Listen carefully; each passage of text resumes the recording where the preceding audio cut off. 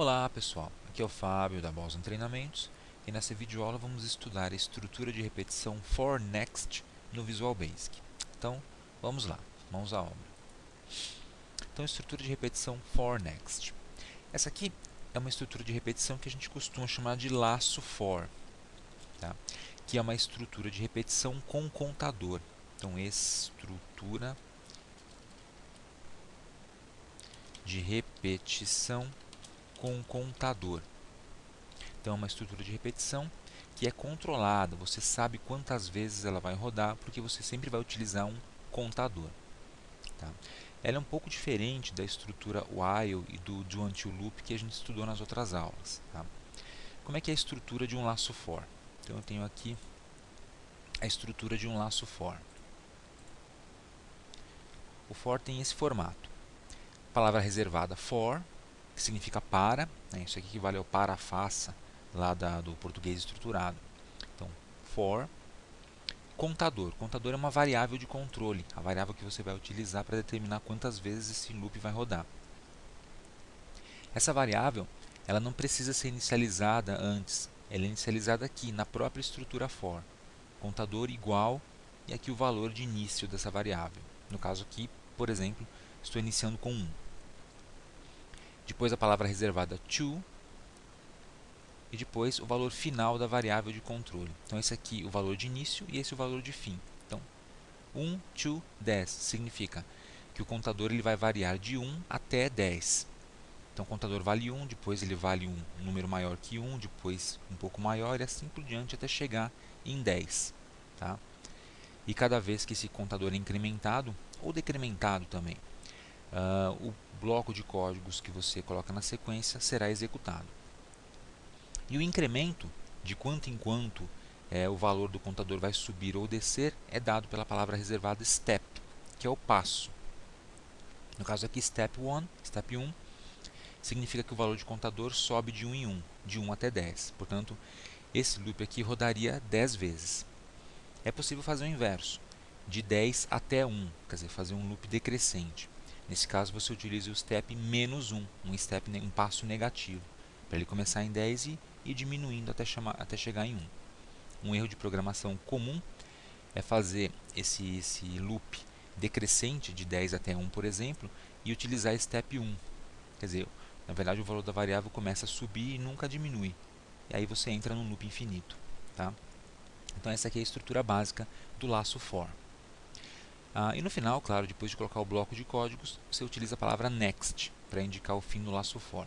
Tá? Agora a gente vai lá para o Visual Basic e nós vamos criar um aplicativozinho bem simples que utiliza o laço for e ver alguns exemplos também. Bom, estamos aqui no VB e agora vamos fazer um exemplo do laço for. Primeiro um exemplo bem simples. Eu vou declarar uma variável i, vou chamá-la de variável inteira. Tá? E vou criar um laço que conte de 1 a 5, simplesmente isso. Quero que mostre no console números de 1 a 5. Então for i igual a 1 to 5, step 1, e aí console.writeLine i, o próprio valor da variável i. Então i vai variar de 1 a 5, subindo de 1 em 1, e o valor de i em cada loop desses aqui vai ser escrito na tela. Tá? Vamos executar. Tá lá, de 1 até 5, bem simples. Se você colocar de 1 até 500, ele vai rodar de 1 até 500 esse loop. Veja, de 1 até 500. Então, ele rodou 500 vezes o código rapidamente. Bom, algumas observações. A palavra reservada step ela é opcional. Você só utiliza se o passo for diferente de 1, porque 1 é o passo padrão. Então, se eu não utilizar o step, ele vai rodar de 1 em 1 do mesmo jeito. Tá? Então, de 1 até 5, de 1 até 5. Aqui, de 1 até 5. Então, ela é opcional. Agora, se você quiser que o incremento ou decremento seja diferente de 1, você precisa colocar o step, obviamente. Tá? Aqui eu coloquei a palavra reservada next para encerrar o loop. Às vezes você utiliza o next i, repete o nome da variável aqui. É indiferente, ele vai funcionar do mesmo jeito. Tá? Muito bom. Se eu quiser fazer agora o decremento, quer dizer, começar no número maior e terminar no menor, eu posso fazer assim. De 10 até 5, por exemplo. Nesse caso, eu preciso colocar o step menos 1. Senão ele não vai descer, ele não vai decrementar a variável. O decremento é feito aqui, não dentro do código. Tá? E aí eu entro no loop infinito. Então, mando executar. Está aí, de 10 até 5. Ele vai decrementando o valor. Legal? Então, esse aqui é um exemplo bem simples do uso do laço for. Então, vamos ver o seguinte exemplo. Quero somar os números pares de 0 até 100. Então, quero somente os pares de 0 a 100, quero saber o valor da soma de todos esses valores, todos esses números. Para isso, eu vou utilizar um laço for.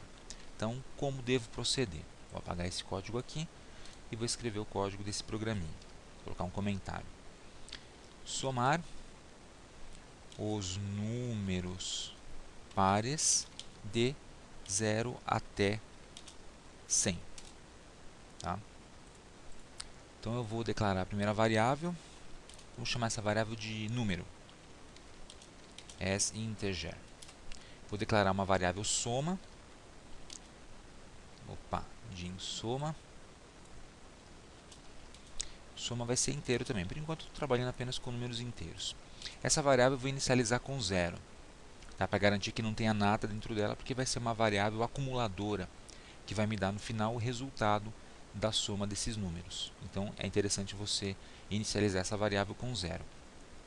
Já a variável número eu não inicializei ainda, porque ela vai ser a variável contadora, que eu vou utilizar para fazer a contagem do laço for.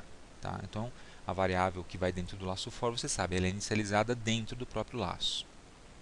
Tá? Bom, então vamos lá. Agora, laço for.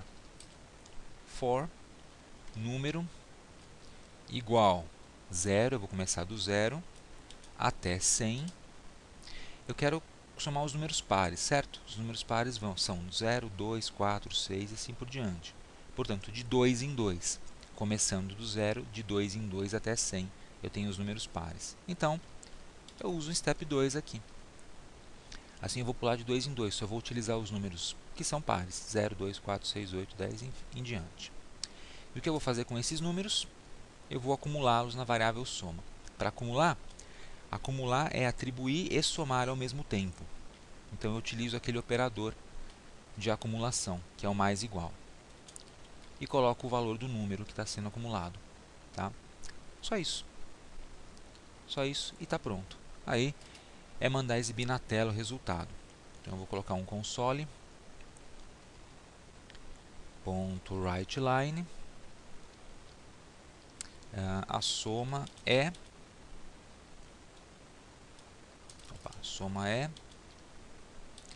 e variável soma. Beleza. Tá aí. Esse código minúsculo vai me trazer a soma dos números pares de 0 até 100. Então vamos executar o cálculo. Tá aí. Opa, não somou. Ah, sim. Importante. Aqui no Visual Basic você não usa essa vírgula, utiliza o e-comercial como caractere para concatenação. Quero concatenar essa frase com a variável. Tá? A vírgula a gente utiliza quando tem aqueles indicadores de formatação aqui dentro. Então vou rodar de novo e agora ele vai funcionar perfeitamente. Tá aí, 2550, esse é o número. Tá? É a soma de todos os números pares de 0 até 100. Se eu quisesse somar todos os números de 0 até 100, independente de ser pares, basta apagar o step 2. Somar, tá aí, 5050 é a soma de todos eles. Beleza? Então tá aí. Então não esqueçam, eu não cometo esse errinho que eu cometi, que é utilizar a vírgula no lugar do caractere de concatenação, quando você não estiver usando aquelas strings de formatação aqui dentro do writeLine. E tá aí o uso do laço for, então. Tá? É um laço controlado, eu sei quantas vezes ele vai rodar, eu sei o limite inferior e o limite superior, e ele vai executar o bloco de códigos que eu necessitar aqui dentro. Espero que você tenha gostado dessa videoaula. Treine bastante o laço for aí. Tá? Aproveite para se inscrever aqui no canal da Boston Treinamentos e também para entrar no nosso grupo Boston Treinamentos lá no Facebook. Obrigado e até a próxima.